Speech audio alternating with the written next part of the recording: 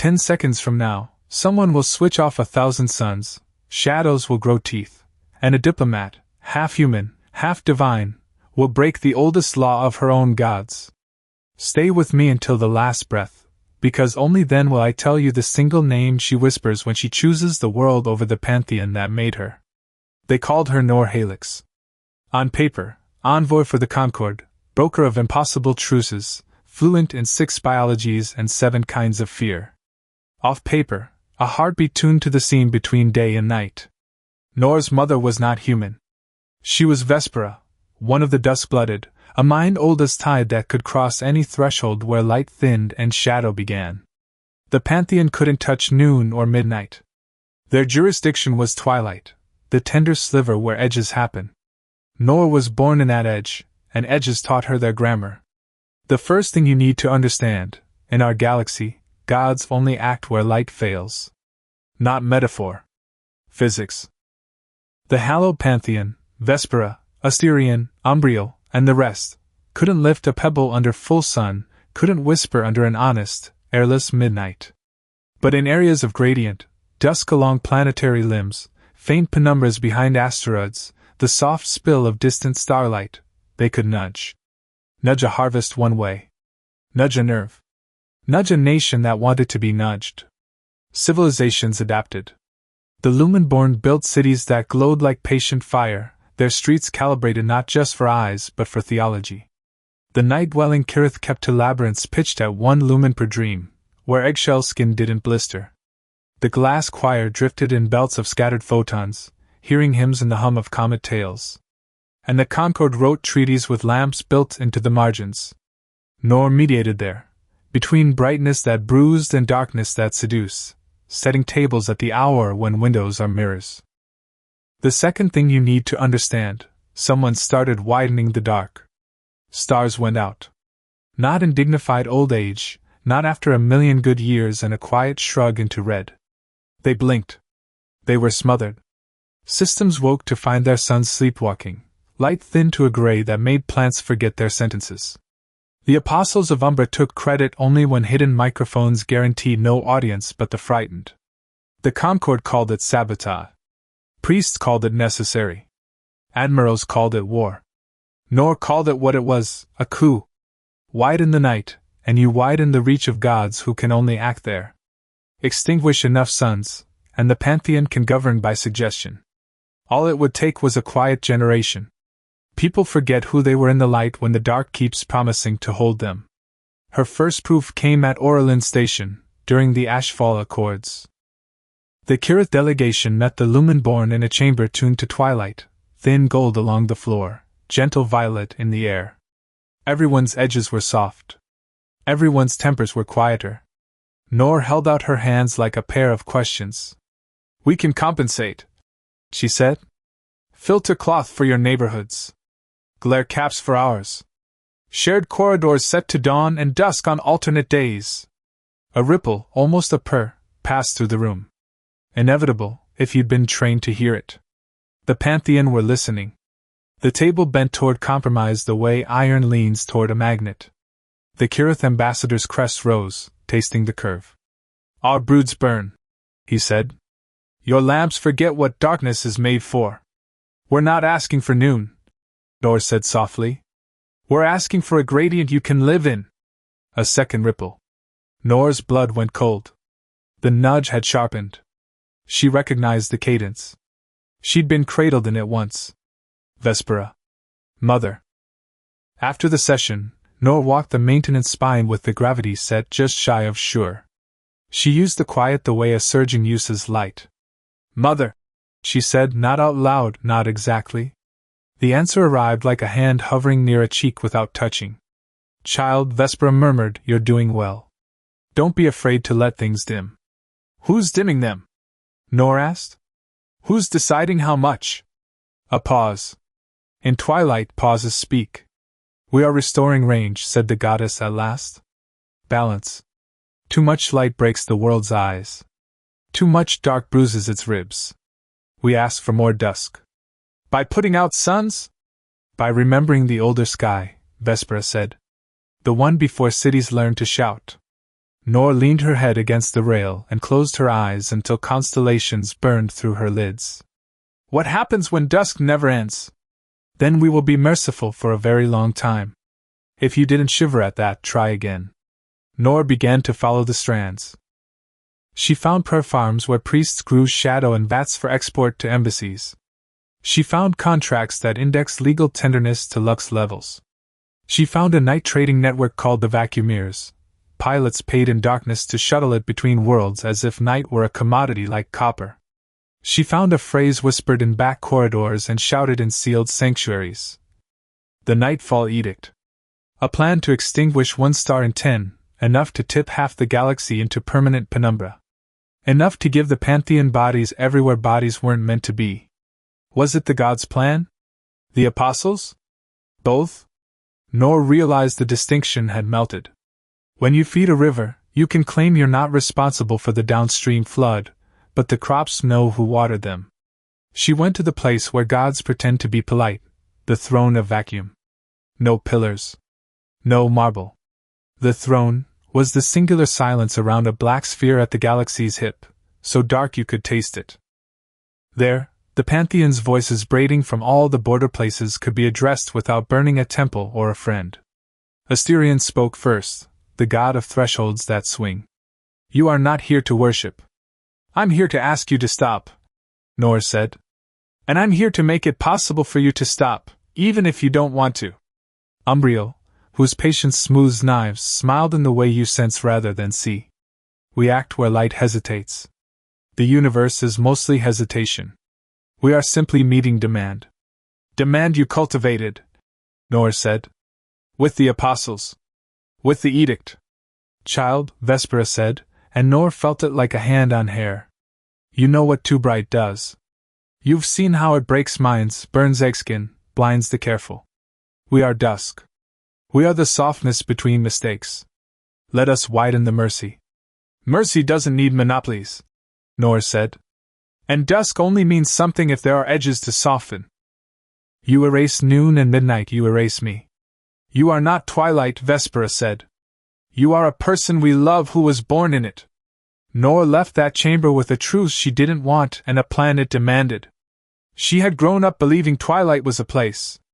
She learned it was a balance act performed by everything in the universe that had learned to share.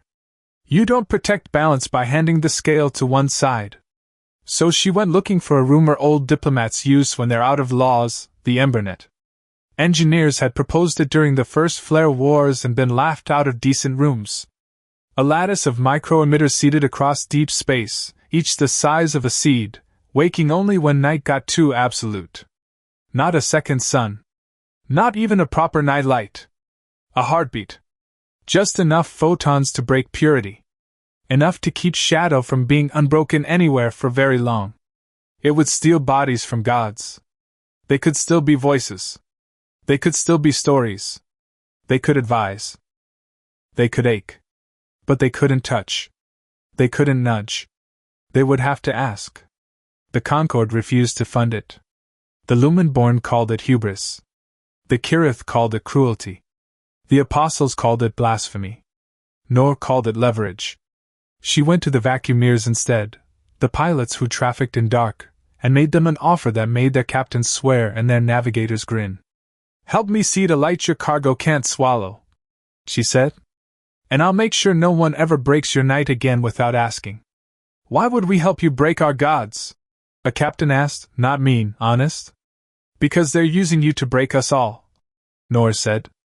And because if the edict finishes, the night won't be a place you travel. It'll be a government you can't resign from. They did the math. They flew. They moved like thieves of nothing, laying a whisper mesh through lanes no one charted because you can't sell a map of almost. Noor rode with them once, twice, then always, sleeping in hammocks that swayed like slow breath, waking to machines that purred like tamed storms. She coated the ember seeds with a signature the Pantheon would see if they looked hers. Blame me, she whispered to each one, palm on hull. Not the people who need this. The Apostles noticed. Of course they did. The first counterstrike hit a seed barge over Thales Dark, slicing its belly open with a prayer knife that turned steel regret blue. Noor ordered the jettison. Seeds tumbled into vacuum like sparks shaken off a whetstone. For a moment the barge looked like a comet remembering itself. The second strike didn't miss. They found Noor outside the Ember Forge above Pelham, a quiet station filled with the hum of machines that loved being useful. The apostles cut their power. They filled the corridors with reverent smoke. They carried a night with them that ate whispers. Vespera came in person. She didn't need a body. She brought one anyway, a woman with hair like edges and eyes the color of rooms you enter to tell someone the truth. Noor forgot how to breathe for a handful of heartbeats. "Mother," she said, which is not a word and is exactly the word.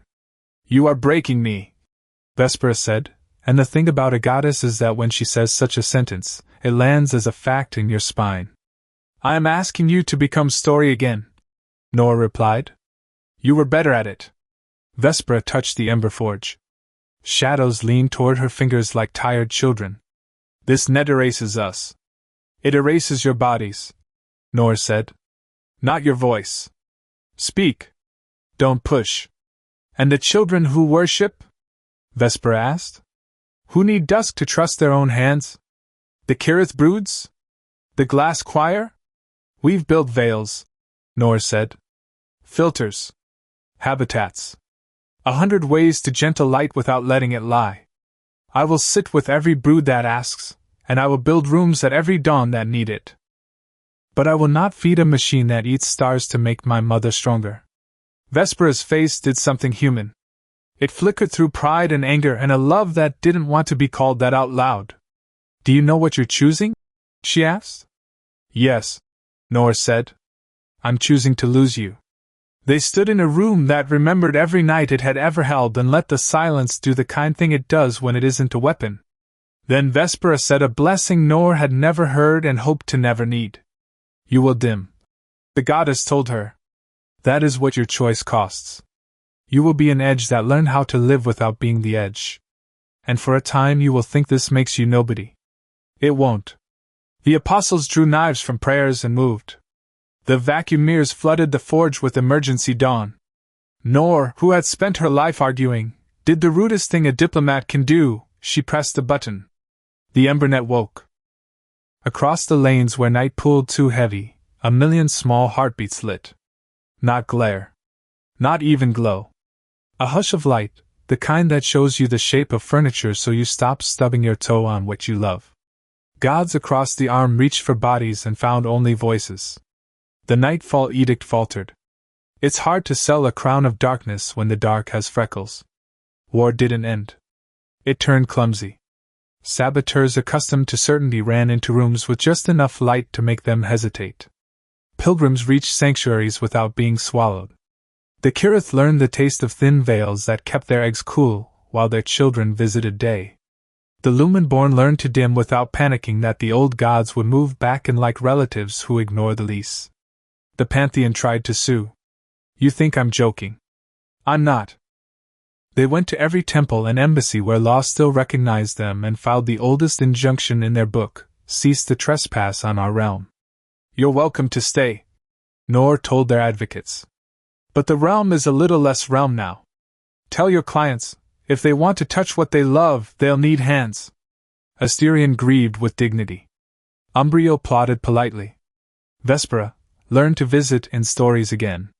She found her voices where they've always been strongest, and it was almost and just before dawns, in the bravery of people who take off sunglasses at sunset and trust their eyes to adjust.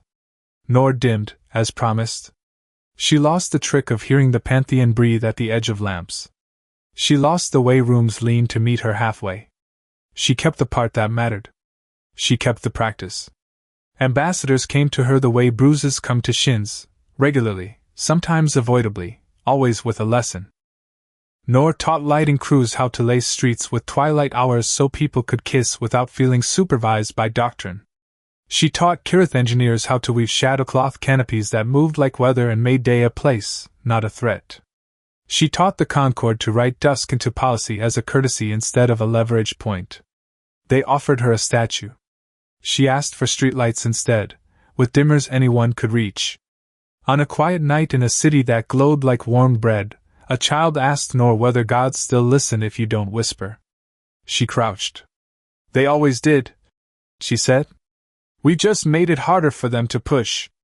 The apostles faded, as zealots do when the thing they worship stops taking orders. The Vacuumeers went legit, carrying comfort instead of edicts. The Embernet needed maintenance, which meant people learned to care for light the way their grandparents cared for wells. The galaxy got busier, then kinder, then busy again. That's the shape of mercy when it's allowed to be a habit instead of a miracle. Years later, Noor stood at the edge of a little sea and watched evening pour itself across water like ink that had just learned restraint. She thought of Oralin Station. She thought of the forge. She thought of a woman with edges in her hair who had loved her fiercely in a language made of tide. A wind came off the water. Somewhere, a lamp clicked lower and someone took a breath they hadn't been able to afford all day. Noor closed her eyes and said the name I promised you. Vespera. If this story left a light on for you, if it made you feel a little safer in the places between, tap like so it finds the next person walking home. Subscribe to keep traveling with me through worlds where love changes the rules without breaking the people. And tell me in the comments, if you could set your city's twilight, would you dim it or brighten it, and why?